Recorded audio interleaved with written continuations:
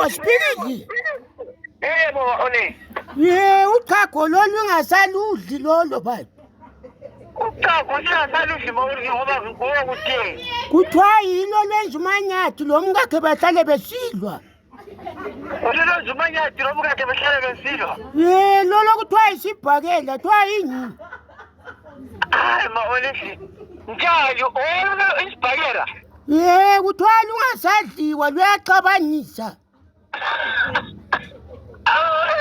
Manje ngenzeni ma-Olive njengoba lugcwele isigubhu? Hayi nikani izinja mani.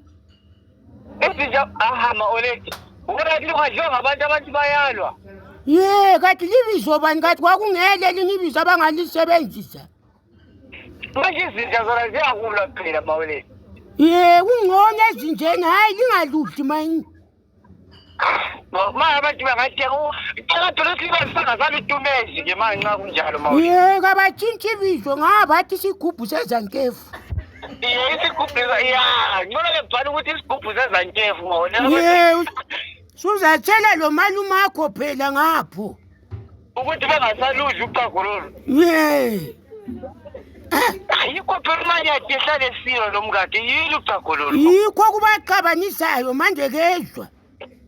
Yikho lathi bese zifuna ukucabala into ezaludla laphana lathi. Mina ngisalufuni vele ungalufaka emganini wami.